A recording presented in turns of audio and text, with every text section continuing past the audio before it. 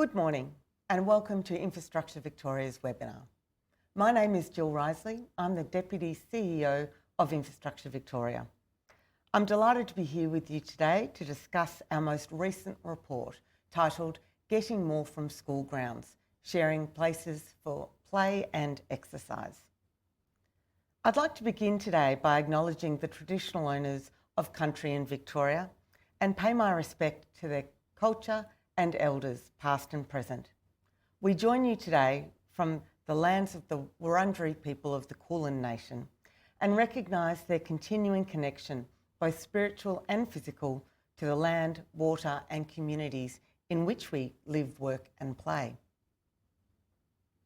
I'm joined today by my colleagues, Dr. Jonathan Spear, Chief Executive Officer here at Infrastructure Victoria, and Llewellyn Renders, Director, Research and Policy at Infrastructure Victoria and Executive Sponsor of this piece of research. Welcome to you both. Thank you. We will shortly present the findings of this report and you're invited to ask questions which can be submitted by Slido. In addition, you can also view the webinar on closed captions. The link to Slido and closed captions can both be found in the link below the live stream of this webinar on our website. For those of you who don't know Infrastructure Victoria, we are an independent advisory body with three key functions. Firstly, preparing a 30-year infrastructure strategy for Victoria, which we review and update every 3 to 5 years. We advise government on specific infrastructure matters. And finally, we publish research on infrastructure-related issues. We also help government departments and agencies develop sectorial infrastructure plans.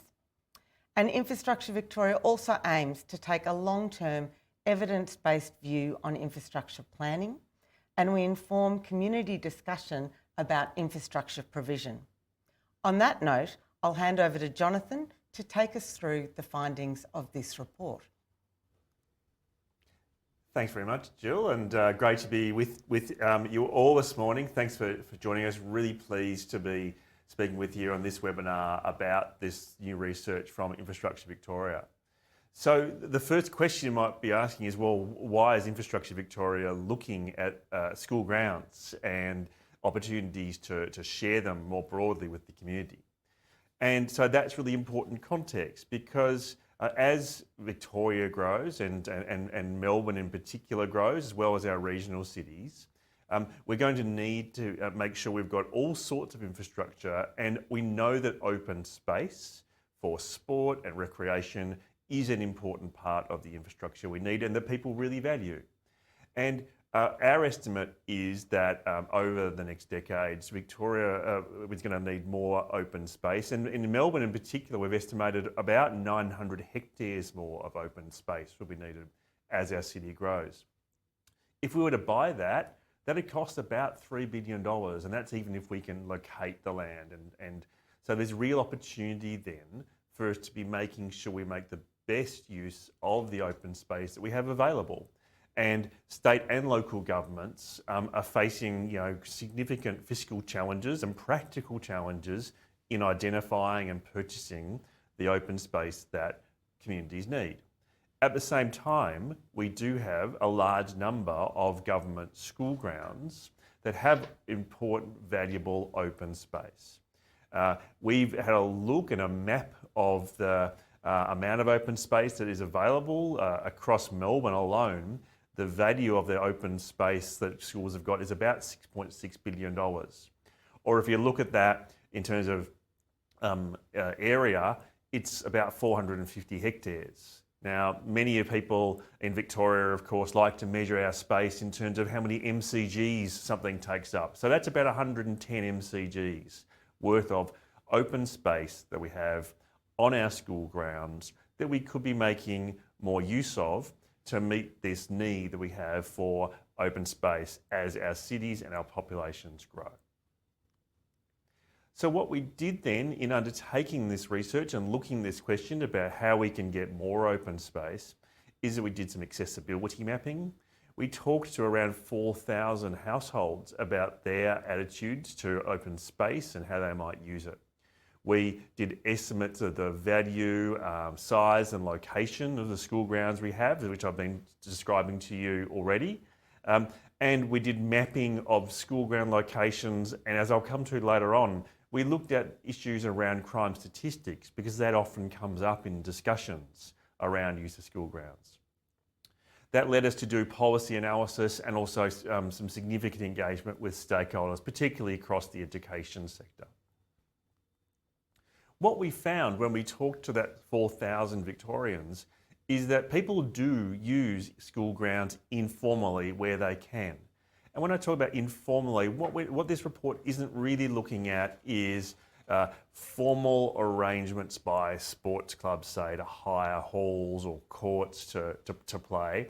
That's something that certainly does occur. What this report focuses on is informal use of school grounds outside of school hours by the broader community, where people can kick a footy or have a picnic or use the playground. And what we found is there's quite considerable demand on the part of people to do that. 1 in 5 people who don't currently use any sporting facilities said that they would use school ground outside of school hours if they were available. And so there's strong demand both for use of sports fields amongst people we surveyed, but also use of playgrounds as well. And if you have a read of the report, there's some interesting case studies there, and including from families who really talk about the benefits they have of being able to use nearby playgrounds for their young kids in areas that they are both accessible and safe for them. So there's certainly strong demand there. We also did quite extensive mapping of the location of sports fields and open space. And we found that 1.7 million Melburnians, or about 35% of Melburnians, can't actually reach a community sports field within a 10-minute walk. But if we opened up all of the school grounds across Melbourne, we would get about 450,000 people who then could reach a sports field within that time. Now, an important part of this is around 2/3 of government school grounds are currently open to the community, and many of those are in the east of Melbourne. So as we'll talk about later on, the big opportunity lies in the north and the west and the southeast of Melbourne, where there is opportunities for greater accessibility for community to bridge some of these gaps in availability of school grounds. The other thing that this report dives into is, well, what are the benefits for communities and for schools in opening up their school grounds? And what we found is there are significant health benefits. So many chronic health conditions that we face as a community are avoidable through an active lifestyle. And part of that is around getting exercise.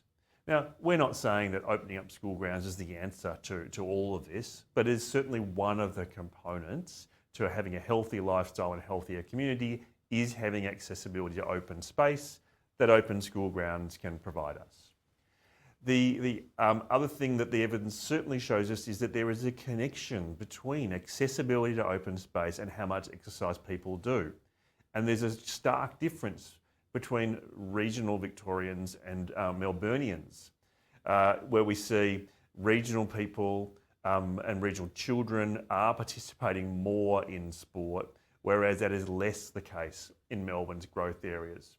And so that's not the only reason, but it's one of the reasons why this report focuses primarily on opportunities to open up school grounds in Melbourne. Many of the school grounds in our regional cities are open, and there's higher levels of sports participation and open space available. Having said that, there's certainly some regional schools that are not open to the community outside of school hours, and there may well be opportunities for them to provide better access to those regional communities too. One of the other things we did is we talked to school principals and school communities about why they open up their schools and what their experience has been. And in many instances, they tell us that there's real benefits in co-locating their services, in making people feel that the school is more connected to the community, and sharing the grounds that they have really brings in more of a community to their school and makes the community value and pride the school grounds more. But it's not all plain sailing. There's certainly some challenges that sharing school grounds have, and what our report does is reflect that. And we heard that loud and clear from some of the stakeholders we talked to. Certainly, sharing school grounds can mean extra costs for schools, particularly if there's additional maintenance and repairs and cleaning required. And sometimes it also involves extra staff responsibilities to manage some of those challenges around cleaning and maintenance and property repair. And of course, school principals and school teams are dealing with all sorts of issues in running their schools, both in their time and also the school budget that they have. Also, sometimes the neighbours of schools don't appreciate it when there might be noise or disruption from the use of schools outside of school hours. And finally, what we found is in some instances, there would be a need to upgrade the quality of facilities so that they are suitable for the community to use outside of school hours more intensively. So those are certainly some of the challenges there are. And having said that, 2/3 of schools that are government schools are currently open. So many schools and school communities are addressing and overcoming these challenges because they see the benefits. But there is 1/3 of schools that aren't open, and that might be where the really big opportunity lies.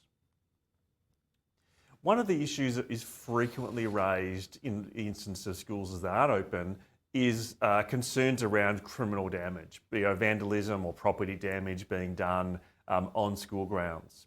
So we thought it would be really useful to have a look at the crime statistics data that gets collected by the Crime Statistic Agency and dive into whether there was any significant difference between damage that's done to schools when they're consistently open versus in areas where they're consistently closed. We were quite surprised to find there wasn't really any statistical difference between those instances of areas with schools that are open and areas that are closed to the community outside of school hours. So there's certainly issues with some schools around criminal damage, and we certainly need to take that into account. But what the evidence shows us is that there isn't a really consistent pattern of schools that are open community being more subject to levels of criminal damage that require reporting to police and therefore collection in the Crime Statistics Agency data. So what are we to do? What are the opportunities here? Infrastructure Victoria has made 3 recommendations to the Victorian Government, and I'll take you through these in a little bit more detail. But what they're focused on is opportunities to make it easier for government schools to voluntarily share their grounds. We're not calling on schools to be forced to open their grounds outside of hours to the community, but there's obviously really big opportunities for the schools, but also, as I described earlier, to meet that need for more open space as our communities grow, so that we can get the amenity and health benefits and connections that we get from more open school grounds. So we're calling for identification and prioritisation of where government sports grounds and school grounds should be open more, assistance with the maintenance, and assistance with upgrades where that's required. Let me take you through that in a bit more detail. We created an index which you can dive into and have a bit of a look at in our report of the areas that have got highest need for more school grounds to be open. Because we think that it's important, if we're going to be opening up more school grounds, to focus attention on the places where the most benefit lies for the community. And we've identified the places where neighbourhoods have relatively little outdoor recreational infrastructure already available for informal use. And also places where there are school grounds that have got enough space to actually add meaningfully to the recreational facilities available to the community. And also those areas where the local community has characteristics in terms of the amount of informal recreation they are doing currently, health risk factors, and the amount of organised sport that people are participating in. And what we find through that index that we use to prioritise is that it's the north, the west and the southeast of Melbourne that have the greatest need for more open space and more school grounds to be open. We know from our other data that they happen to be the areas where school grounds tend to be less often open to the community outside of school hours currently. So that's where the real opportunity lies. Then, having identified those places, we think that there should be funding provided to help schools manage any extra maintenance and other costs if they're opening their school grounds outside of school hours. That can involve updating of policies and how that school maintenance funding is prioritised. But what we think is that those schools that are willing to open up their school grounds, particularly in those areas with greatest need in the north, the west and the southeast of Melbourne, those schools should be supported to do so, so that the broader benefits to the community are not locked away by the challenges that schools might have with staffing and costs to do so. One example that we pointed to in the report as a way of prioritising the sort of funding that maintenance might provide is in New Zealand, where they actually have a system of rating the level of risk of damage to schools, and they use that from historical data to then assign the amount of funding that schools get to help them with their maintenance. And then the third thing we've recommended is to offer schools and local councils infrastructure grants for joint partnerships that can better deliver shared sports and recreational facilities in some of these priority areas. These grants can really be helpful both to meet the educational needs of students when school's in session, but also really help meet the needs of the community outside of school hours. And it can mean that there's agreed mutual partnerships and responsibilities between schools and local governments about how that recreational facilities are used. But what it does is to help to avoid perplexing situations we might come into where councils are spending very large amounts of money on outdoor recreational areas or sports courts at the same time that we've got school grounds in those areas with similar facilities, but they're not being made available to the community outside of school hours. So that gives you a good sense of the hope of the report. All of the technical information, the technical reports that I've been describing, they're all available to you on our website if you'd like to dive into those as well. I'm really looking forward to my discussion with Jill and Llewellyn and to help to answer some of your questions that you've been posting. So back to you. Thanks, Jill. Thanks, Jonathan. And just a reminder to those watching live that we'd love to receive your questions.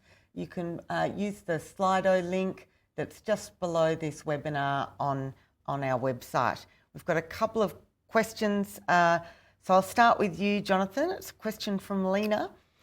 Why didn't you include private schools in your report and recommendations, and shouldn't they share their grounds too? Yeah, it's a great question, Lena, and I've got to say it's a question that a number of journalists asked us as well as we were releasing this work, because of course there is certainly interest in the private school grounds that are also, often have good facilities on them. The reality is we've looked at things that are within the control of the Victorian Government and what the biggest opportunity is. And as I said earlier, we've got like 110 MCGs worth of government school land, and we know it's very valuable. So our recommendation to the Victorian Government is that's the place to start. While it's really interesting to look at the potential for private schools to also open up their grounds, it is well within the grasp of the Victorian Government, which actually owns this public land and collaborates with school councils and how it's run to unlock that opportunity first. I think the other thing I observe is that many private schools do open up some of their facilities sometimes for use of gyms and pools and so forth, and that's a good start. It's a separate issue though to the real opportunity we've got, which is for publicly owned land, government school ground land, to be opened up more for public purposes. Thanks, Jonathan. And Llewellyn, we might bring you in. This is a question from Ben. Growing up in Geelong in the 90s, I used a number of local school grounds to kick the footy and use the playgrounds. If a gate was locked, we jumped the fence, but were never kicked out. Thanks, Ben. Anecdotally, have you uncovered or found any changes in school or community attitudes over time? Look, we weren't able to get data on a historical basis to be able to map the change over time. But I think anecdotally, we do hear reports of schools closing their grounds or putting more restrictions on the use of their grounds, driven by a whole number of the concerns that Jonathan raised. So it is certainly something that anecdotally we hear stories about, perhaps this school grounds becoming less available to the community, and we certainly don't think that is a direction Victoria should head in. In fact, making school grounds more available and actually moving from 2/3 to a higher proportion of schools being opened, we think can give much better benefits to the community and also potentially benefits those schools as well. I might add something to that actually, and a great question, Ben. And I grew up in Geelong in the 90s too, so maybe we were jumping the same fence. But one of the things that school principals tell us is that they actually sometimes like it for schools to be open because there's actually greater pride in the school and more surveillance that takes part by members of the community, so that people don't need to jump the fence, but also that the school grounds in some ways are better protected because there's more people in them with eyes on what's going on. And that actually improves safety for people who are there, but also tends to reduce damage to some schools if there's more people actually using them actively. And Ben, I was going to make a joke about Jonathan kicking the footy around, but I will restrain myself. No one needs to see me kicking a footy around, Jill. It's not going to be. No teams need to pick me for the draft. A question from John. Schools are already under-resourced. How will they cope with increased administration tasks, cleaning and maintenance? Will teachers have to do this? So our recommendation was really giving schools additional resources to be able to do the maintenance. And we do hear stories, and schools are different sizes and have different budgets, but schools often find it more efficient to employ maintenance staff, even if it's only on a part-time basis, and having even a part-time maintenance person can reduce the pressure on teachers, even if those staff were shared across schools. So even sometimes quite small investments in additional maintenance capability in the schools can actually give a big uplift and take the pressure off teachers, because we certainly hear some of the stories about teachers having to take time that they could otherwise be helping students or preparing lessons to essentially clean the playground. And we don't think that is an optimal use of teachers' time or necessarily an efficient spend of government money. So by providing schools, and I think Jonathan gave the example of New Zealand, where they actually give maintenance funding based on the amounts of cleaning and maintenance that needs to be done in the schools, we can deal with some of these issues, manage the maintenance and cleaning task, and not be dragging teachers away from their valuable work in actually educating students. And Llewellyn, a question from Alex. Most schools have invested in expensive and higher perimeter fencing and associated messaging like spiked fence and security signage to discourage after-hours public use of schools. Can guidelines or funding requirements for fencing be a good start for public and private schools? Look, we've certainly looked at some of the government policies around fencing, and look, we do think that some of that can be reviewed in light of our research. It is, I guess, it's useful to consider different strategies for how you can make schools safe and how you can minimise your maintenance spend. And I think, constantly building security apparatus and investing and spending money on that might actually not always be the most useful way to actually minimise the costs and get the most benefits out of this valuable asset that we have. Yeah, and I think that's right, Llewellyn. And one of the things we've heard and actually observed also in some of the schools that we've been to is, rather than there being really high fences that deter people from using it, it might instead be things like there's areas of the schools that we might want to have fenced off where the classrooms are, which aren't appropriate for public use in sometimes, but changing it so that those areas that we do want to have people in, those aren't closed off for the community, and instead they have things like lighting that's available. Or one that comes up quite often for us is public toilets being available, which then allows those school grounds to be used for things like farmers markets or longer duration events. That of course comes with some cost in building them and maintaining them. But let's keep in mind here, the size of the prize here is over $6 billion worth of government land and a pressing need for a growing community to have more access to open space. So a few $1 million to unlock that is a pretty small price to pay for the benefits we get for the community. And Jonathan, on that note, a question from Christian. Many areas identified in the report that would benefit from opening up school grounds lie in Melbourne's growth areas. What is the role of the Victorian Government to ensure that these new places are planned from the start to provide sufficient open space, including on school grounds? Yeah, it's a great question, Christian.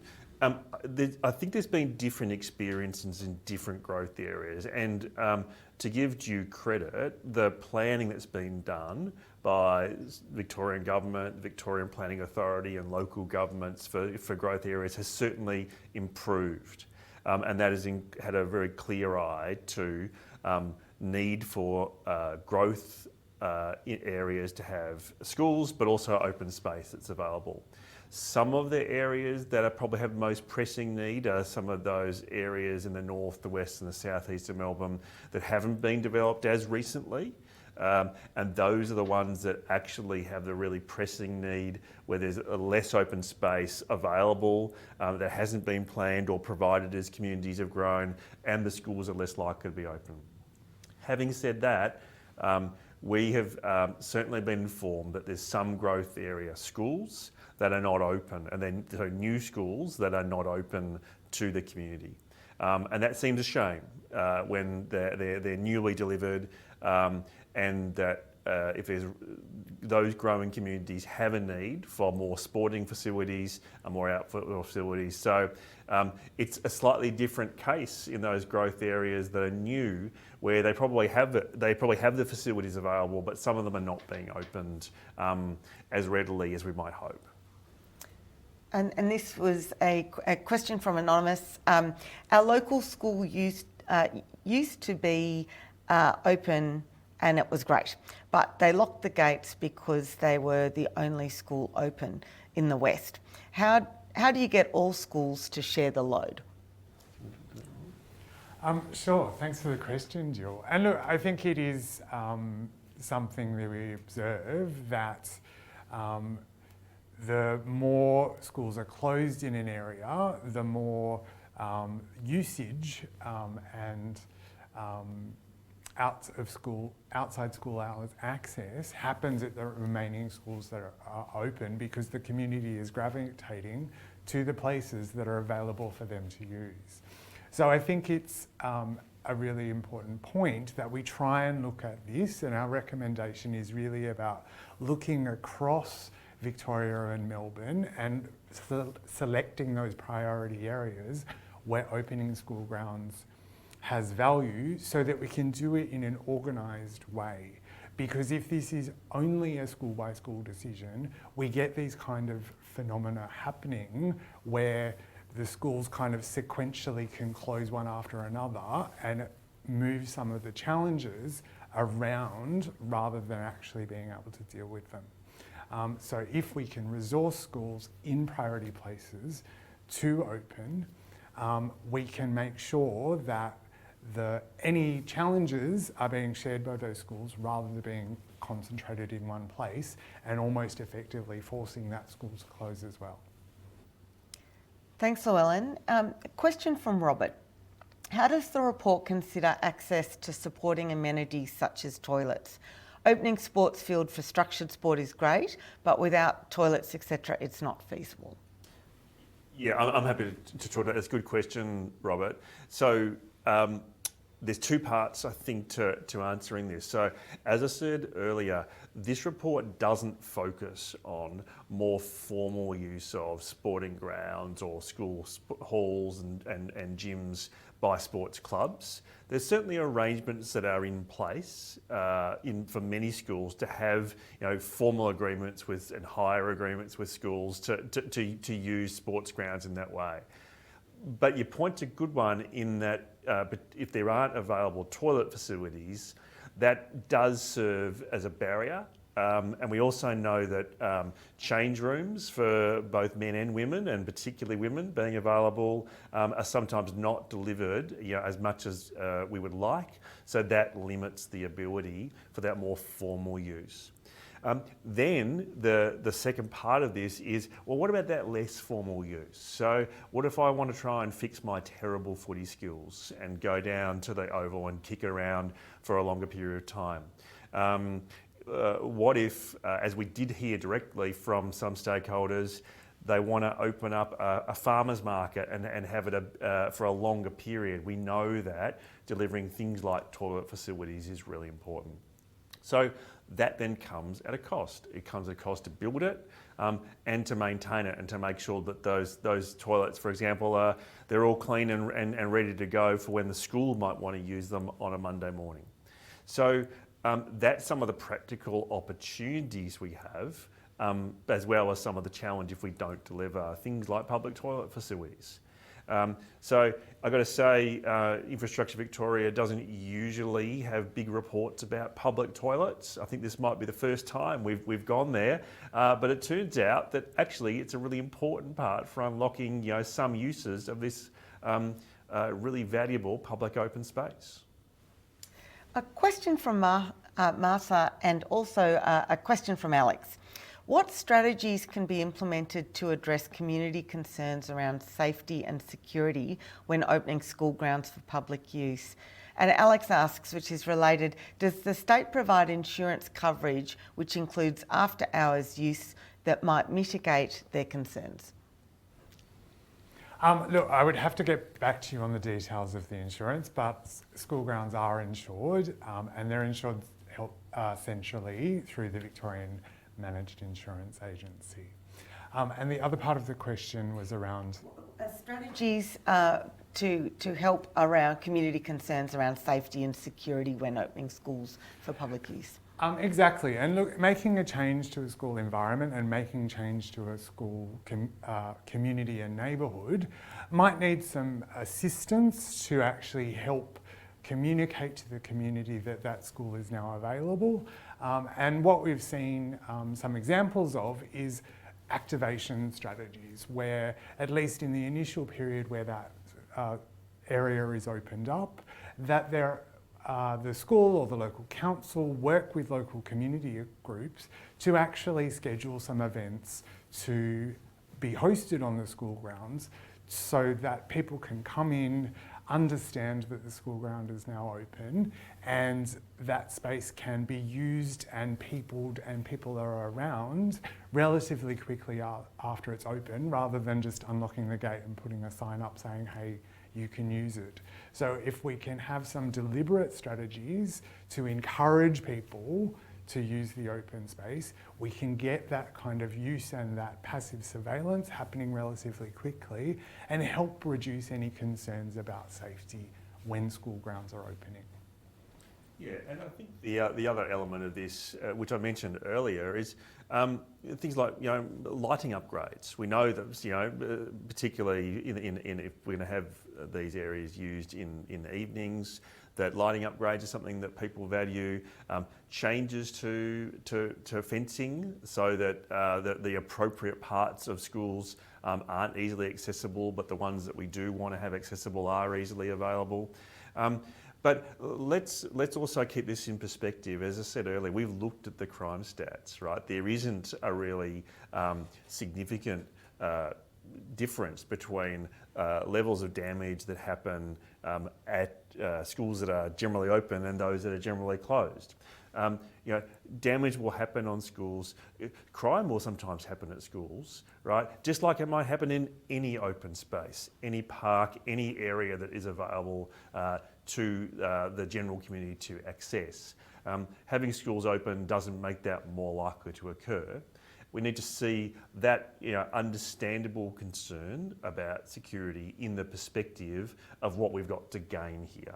The very significant health and community benefits we have to gain, and in fact some of the benefits of greater community connection and valuation of a school by it being open are the other things we need to just keep in mind when we're thinking about security issues around schools. Thanks, Jonathan. There's a few questions here along a similar theme around the expansion of schools. When schools need to grow in the first place, they look to outdoor space. Did your report consider recommendations to protect this open space by encouraging schools' expansion to be more vertical? I mean, it's a fascinating issue. I might let Llewellyn talk about that more, and a bit of a plug to stay tuned for some forthcoming work from IV as we think about the future needs of our schools. But do you want to talk to this, Llewellyn? It is a real balance, isn't it? Look, it is a real balance, and I think as Jonathan has mentioned in the introduction, this is valuable land. This is a community asset, and it needs to be managed for the most effective purpose, considering a whole bunch of different factors. So there's the needs of the school, there's the need for classroom space, there's the need for recreational facilities, and the department and the government has a very tricky job in balancing all of those needs.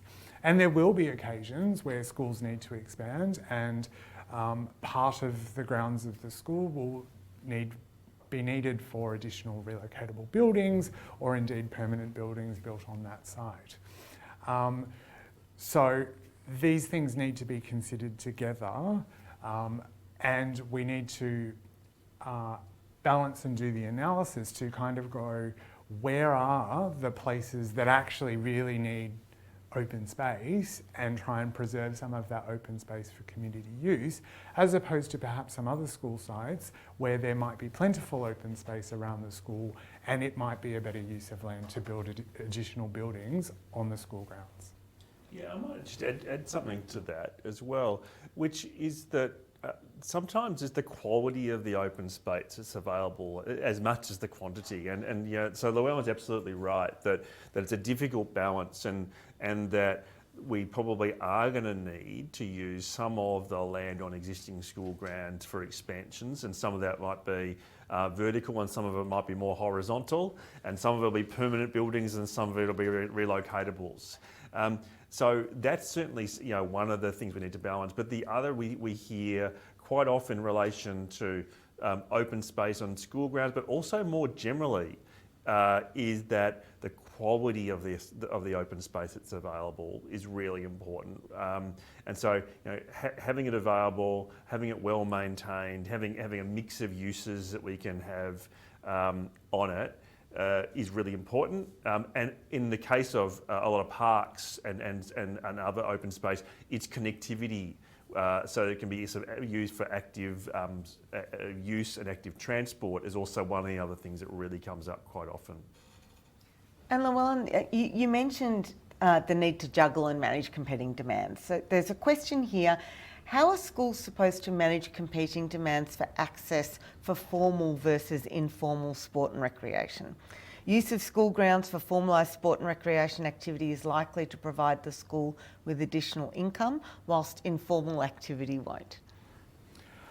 Look, and it is a different juggling act, and certainly we've heard stories from schools where in fact they don't make their facilities available for formal community use because of, again, the administrative burden that places on the school, and staff need to be rostering and talking to different community groups and saying, oh, well, can you move because someone else wants to use it that day, and those kind of things. As well as on occasion, the school needs it after hours for an event the school is putting on, but then have to manage the competing demands of different community groups. So once again, we come to a resourcing issue about how schools can maximise the value of their facilities. We certainly foresee that, you know, schools can make their facilities available for both. For example, Saturday morning sport. You know, the school oval might be used for a game of footy or soccer or cricket. And there are a number of strategies schools can use to kind of section off space so that it, you know, indicates to the community that this is being used by a sporting club, and can you stay outside this boundary for a moment. So it's certainly possible, and I think, as we've mentioned many times, you know, 2/3 of Melbourne schools are managing these issues and the competing demands that they have. But we don't want to pretend that it's always simple or that it comes at no cost. So I wouldn't say that we are saying that schools should somehow stop formal use in order to allow informal, but rather when it's not being used for other purposes, it's made available to the community for informal use. Yeah, and I think it's that last part that's really important. You know, so school grounds are there, you know, primarily for use by the school. So when the school's using it for sport or say outside of school hours care as well, we're not saying that then, you know, any member of the community should be able to come in and use school grounds when they're being used for outside school hours care or other sport that schools are playing, or when they've got a formal agreement. But there's lots of opportunity when schools aren't using their grounds, often particularly on weekends or school holidays.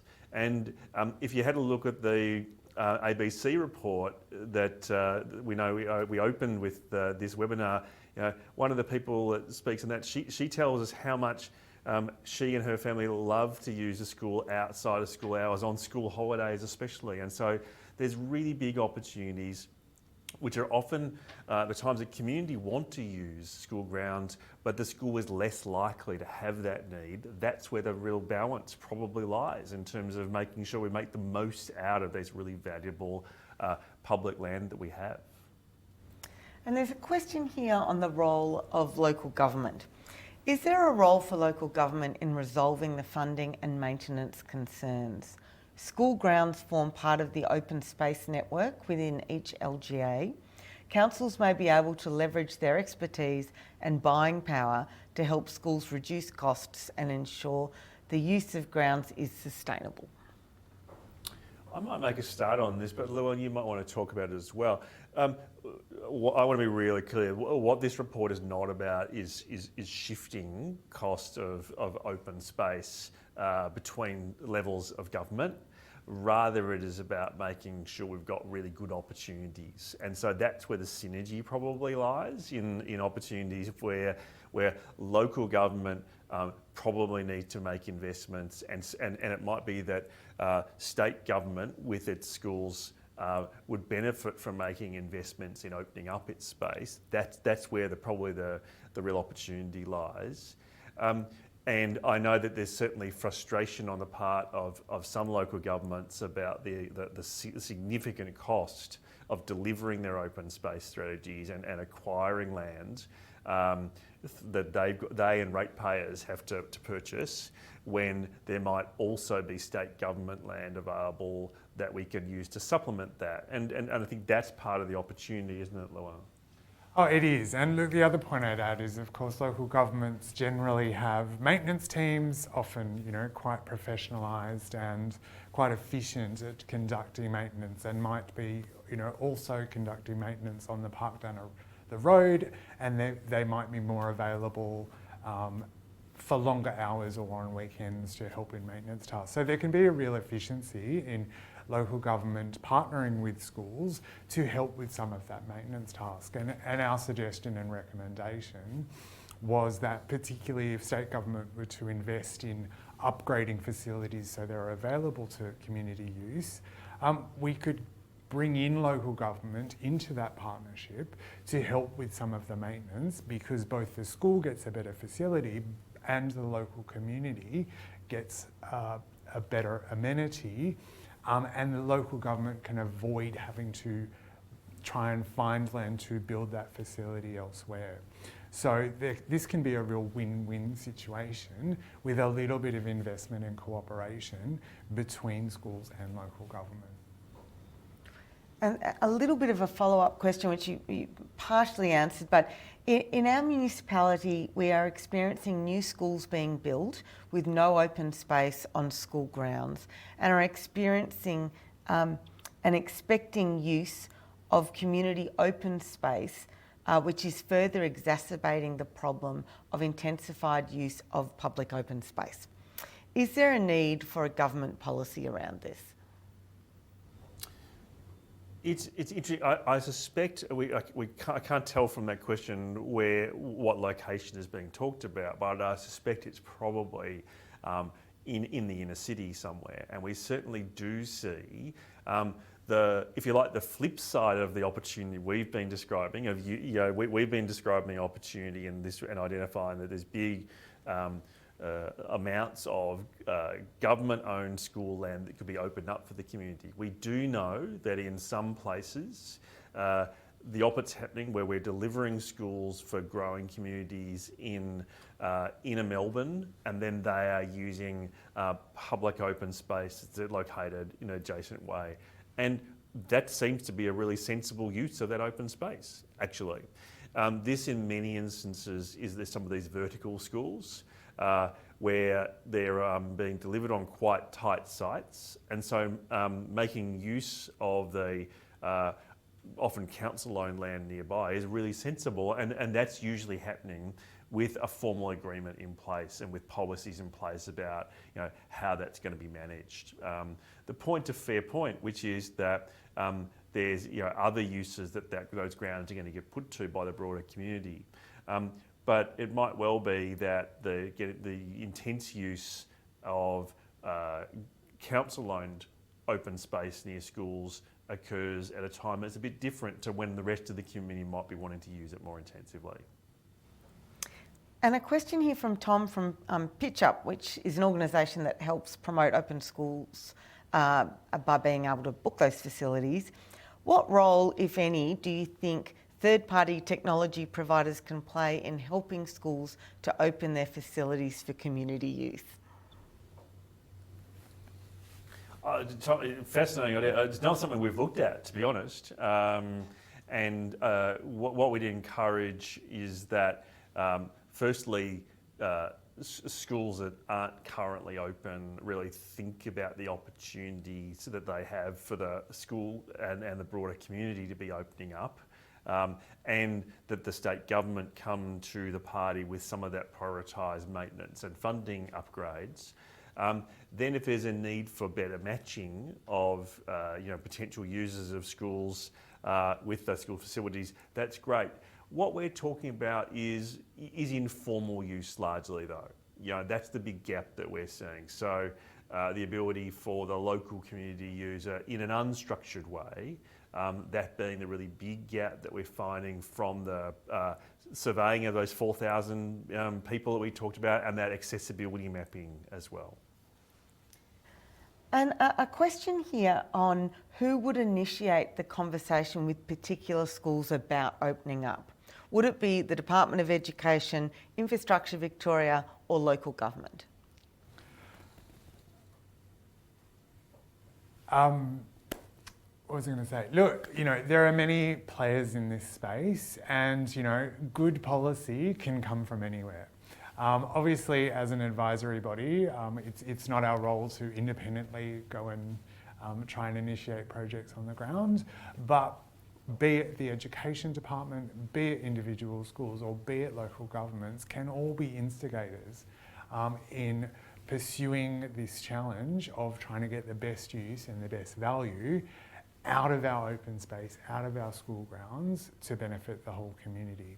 Now, we've recommended that the government, the Victorian Government, initiate some of these changes, but that should not take away from the agency of local government or schools to pursue some of these ideas on their own initiative. Yeah, I might add to that, because there's obviously a big opportunity here. We can't do everything everywhere all at once. The work that IV's published in part is designed to help the state government, local governments and schools identify the places where there should be prioritisation of effort. You know, we'd like to see many more schools open, but clearly from the data and our analysis, it's the north, the west and the southeast of Melbourne where we're going to have the biggest need and so the biggest benefit if there is a focus of funding, but also just effort of thinking on the part of governments and schools in doing this. In Victoria, we have a model where we have school councils that have a devolution of responsibility for many issues to them.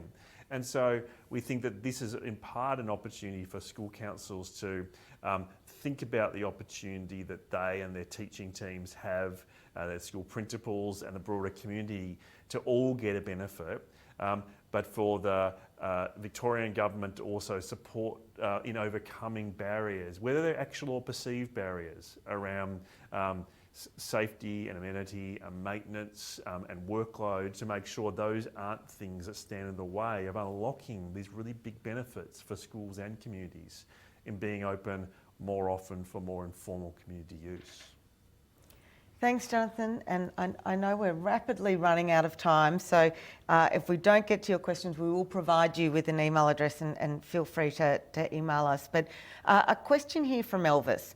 While I understand the community and health benefits, did the report explore what are the benefits for the school in providing access to the open space? Look, yes, and we talked to a number of schools, and schools told us that, at least in some of their experience, that opening the school grounds had protective factors for the school because there were more people around looking out for what was going on, that there were community ownership and community pride benefits, so communities saw the school as a community asset. They owned it more and they thought about it more as a place where they went to meet other people, to talk to their friends, to socialise with others, and it made the school feel more connected to the people living around it. And then finally, some schools told us that there was an enrolment benefit, simply because often potential children who might attend the school already had an experience with that school. They already felt safe and comfortable on that school ground, and therefore that became the school that they wanted to attend. So some schools told us that they actually had a lift in enrolments by making their school grounds more available. And probably a short answer on this one. Have you progressed discussions with government regarding the funding to support the implementation of your recommendation? And what is the appetite to provide the necessary funding? Well, we've certainly, as in with all the work that Infrastructure Victoria does, we brief governments, we brief departments and ministers, and where we've also spoken with some of the peak organisations that represent principals. And we've had a really positive reception from them.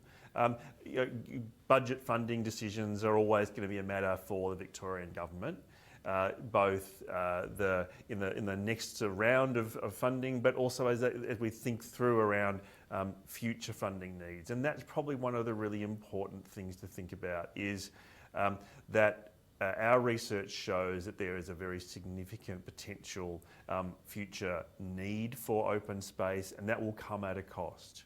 So some of the consideration that government's going to have in working this through is providing things like maintenance funding and upgrade funding for schools.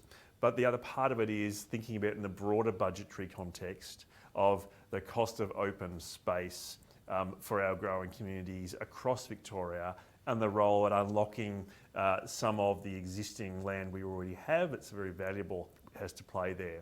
So this is one of those examples where investing a relatively small amount is going to yield a big benefit to the community, but also unlock the value that we already have with this land that's opened by the state government. Thanks, Jonathan, and thank you everyone for participating in our webinar today.